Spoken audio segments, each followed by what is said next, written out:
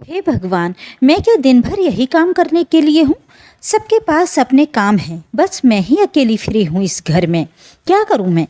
सरस्वती रसोई में काम करती हुई जोर जोर से चिल्ला रही थी।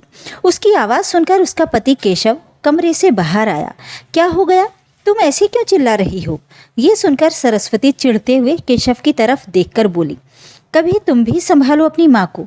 पता है, आज फिर से सारा सामान बिखेर कर रख दिया। जब कोई काम होता नहीं है तो करते ही क्यों हैं।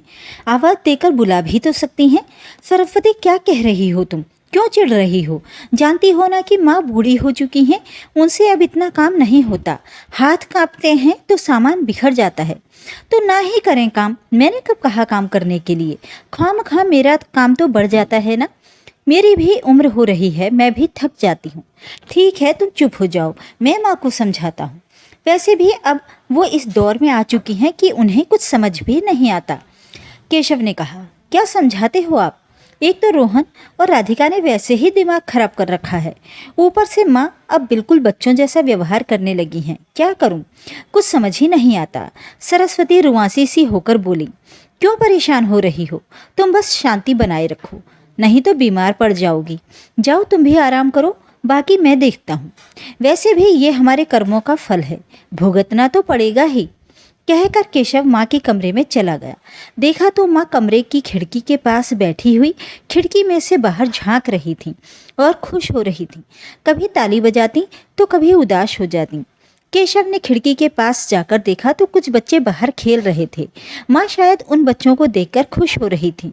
केशव ने माँ के सिर पर हाथ फेरा तो माँ ने उसका हाथ पकड़ लिया और अपने पास ही बिठा लिया। 10 मिनट तक दोनों माँ बेटे ऐसे ही बैठे रहे। फिर केशव ने पूछा, माँ खाना खाया।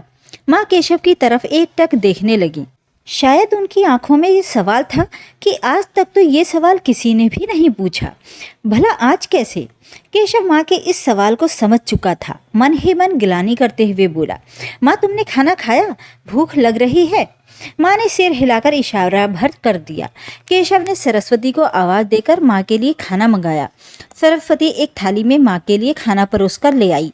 थाली देखकर माँ खुश हो गई। थाली लेने के लिए हाथ आगे बढ़ाने लगी। तब केशव ने थाली अपने हाथ में ले ली और कहा, आज मैं अपनी माँ को खाना खुद खिलाऊंगा, जैसे माँ मुझे बचपन में खिलाती थी, अपने प्यारे प्यारे हाथों से। माँ अभी भी एकटक केशव को देख रही थी तो कभी थाली को देख रही थी।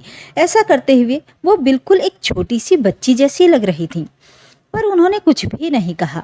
केशव ने रोटी का ग्रास तोड़कर माँ के मुंह में डाला, पर रोटी खाते खाते माँ की आंखों में आंसू आ गए। ये देखकर केशव बोला, क्या हुआ माँ, खाने में मिर्ची तेज है। माँ ने नहीं में सिर हिला दिया। तो फिर माँ ने कुछ नहीं कहा, बस केशव को गौर से देखती रही। जानता हूँ मैंने बहुत इंतज़ार कराया है, पर अब नहीं।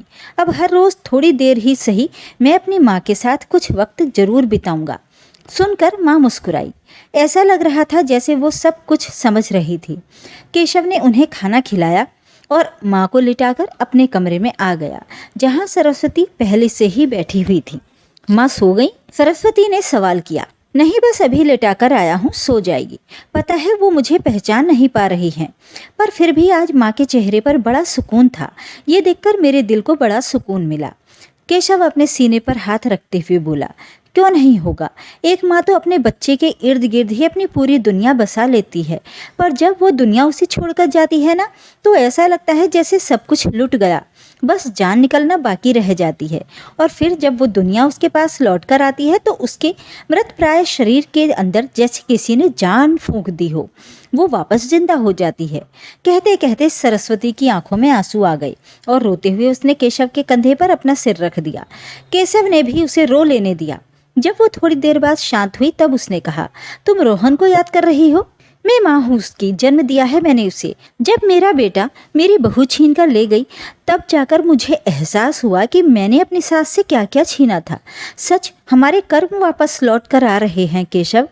कहते कहते सरस्वती की आंखों में फिर आंसू आ गए। भगवान के लिए अब तुम रो मत, जब समझना चाहिए था तब तो हम लोग समझे नहीं। आज जब बेटा बहू घर से गए तब जाकर समझ में आ रहा है कि हमने कितने गलत काम किए थे। गलती तुम्हारी अकेले की कहाँ थी। मैं भी तो बेटा होकर कहाँ समझ पाया था जो अपनी बीमार और बूढ़ी माँ को वृद्धाश्रम छोड़कर आ गया।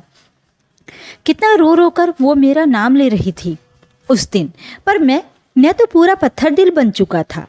उस वक्त केशव को याद हो आया वो दिन जब वो अपनी बूढ़ी माँ को वृद्धाश्रम छोड़कर आया था। कारण सिर्फ इतना सा था कि माँ बूढ़ी हो चुकी थी। पिताजी के जाने के बाद उनसे अब वो पहले जितना काम नहीं होता था और ना ही घर की देखभाल हो पाती थी, इसलिए अपने बेटे बहू को वो बोझ लगने लगी थी। इस कारण घर में आए दिन कलह होती रहती थी। तंग आकर आखिरकार केशव माँ को वृद्धाश्रम छोड़ ही आया। तब माँ कितना रोई थी, अरे मुझे अकेला छोड़कर मत जा, तेरे अलावा मेरा इस दुनिया में है ही कौन। भगवान के लिए अपनी माँ पर तरस खा, मैं अकेली कैसे रहूँगी। माँ मैं क्या करूँगा तुम्हारा, तुम बूढ़ी हो गई हो, अब हमारे किसी काम की नहीं हो। अब मुझे और मेरे परिवार को चैन से जीने दो। नहीं बेटा ले चल मुझे, मुझसे जितना हो पाएगा मैं करूँगी, पर मुझे ले चल यहाँ से, मुझे अकेला मत छोड़। पर केशव अपनी रोती बिलखती माँ को अकेला छोड़कर ही आ गया। बस ये सदमा माँ के दिल पर बैठ गया था। अब वृद्धाश्रम से फ़ोन आते थे, आपकी माँ की तबीयत ठीक नहीं है, वो आपसे मिलना चाहती हैं। पर केशव और सरस्वती कोई ना कोई बहाना बनाकर टाल देते। एक दो बार वृद्धाश्रम वालों ने फ़ोन किया कि आपकी माँ की मानसिक स्थिति ठीक नहीं है, लेकिन केशव और सरस्वती ने मिलने की भी जहमत नहीं उठाई। कुछ दिन बाद तो वृद्धाश्रम वालों के फ़ोन नंबर देखते ही उन लोगों ने फ़ोन उठाना ही बंद कर दिया। तो आखिरकार उन लोगों ने भी इन लोगों को फ़ोन करना बंद कर दिया। इधर धीरे धीरे केशव और सरस्वती ने तो माँ का अस्तित्व ही भुला दिया। लेकिन समय का पहिया तो चलता ही रहता है। आज आप जवान हैं तो कल आप भी बूढ़े होंगे। आखिर इतने सालों बाद जब खुद के बेटे बहू ने सिर्फ इसलिए अपनी अलग दुनिया बसा ली कि हमसे बूढ़े लोगों की सेवा नहीं होती, हमें भी अपनी ज़िंदगी आज़ादी से जीने का हक है, तब जाकर एहसास हुआ कि उन्होंने माँ के साथ कितना गलत किया था। अपने इकलौते बेटे का बिछोह दोनों झेल नहीं पा रहे थे। काफ़ी दिनों तक दोनों पति पत्नी आंसू बहाते रहे, लेकिन जब दिल नहीं माना तो आखिर एक दिन माँ को ढूंढते हुए वो लोग वृद्धाश्रम पहुँच ही गए, बिना ये सोचे कि माँ जिंदा भी है या नहीं। उन्हें देखकर तो वृद्धाश्रम वाले भी हैरान रह गए, इसलिए दोनों की हिम्मत भी नहीं हो रही थी कि उन लोगों से नज़रें मिला लें। लेकिन जब थोड़ी देर बाद माँ को वो लोग बाहर लेकर आए तो माँ अब सिर्फ हड्डियों का ढांचा भर रह गई थी। ना कोई होश था, ना ही कोई जिंदा रहने की ललक। हाथ पैर पहले से भी ज़्यादा कांपने लगे थे। किसी से कुछ कहती भी नहीं थी, चुपचाप सी रहती थी। जैसे तैसे दोनों माँ को लेकर घर आए थे। माँ को लाए हुए भी 1 महीने से ऊपर हो चुका था, पर अब भी वो केशव को पहचानती नहीं थी। बस एक चीज़ थी जिससे माँ हमेशा खुश होती थी, जब वो आस पड़ोस के छोटे बच्चों को अपनी खिड़की में से खेलते हुए देखती थी। तभी अचानक गिलास गिरने की आवाज़ से केशव की तंद्रा टूटी। सरस्वती और केशव दोनों उठकर माँ के कमरे में गए। देखा तो गिलास गिरा पड़ा था और पानी फैला हुआ था, और माँ अपनी साड़ी से पानी साफ करने की कोशिश कर रही थी। रहने दो माँ, हम साफ कर लेंगे, सरस्वती ने उनका हाथ पकड़ते हुए कहा। पर वो थी कि रुक ही नहीं रही थी। उनके हाथों को झटकते हुए फर्श को साफ किए जा रही थी और कुछ बोले जा रही थी। मेरा केशव खेलते हुए फिसल जाएगा, बहुत मस्ती करता है, बहुत। माँ बार बार बड़बड़ाए जा रही थी। इतने सालों बाद अपनी माँ के मुंह से अपना नाम सुनकर केशव की आंखों में आंसू आ गए। सरस्वती ने भी केशव की तरफ देखा। दोनों की निगाहें टकराईं तो अपने आप दोनों की निगाहें नीची हो गईं। दोनों की आंखों में आंसू आ गए। माँ माफ़ कर दो, माँ माफ़ कर दो, हमें गलती हो गई हमसे, सरस्वती माँ के पैर पड़ते हुए बोली। लेकिन माँ को इससे क्या लेना देना, उन्हें तो वैसे भी कुछ समझ नहीं आ रहा था। वो तो सरस्वती का हाथ अपने पैरों पर से हटाकर वापस धीरे धीरे चलती हुई खिड़की में आकर बैठ चुकी थी। दोनों चुपचाप बस माँ को देख रहे थे। माँ सब कुछ भूल चुकी थी, बस नहीं भूली थी तो ये कि वो एक माँ है। माँ होने का एहसास अभी तक जिंदा था। सच है, माँ बूढ़ी होती है, पर माँ होने का एहसास कभी बूढ़ा नहीं होता। इसलिए उसका दिल दुखाने से पहले सोच लेना कि कर्मों का फल तो इसी दुनिया में भुगत कर जाना है।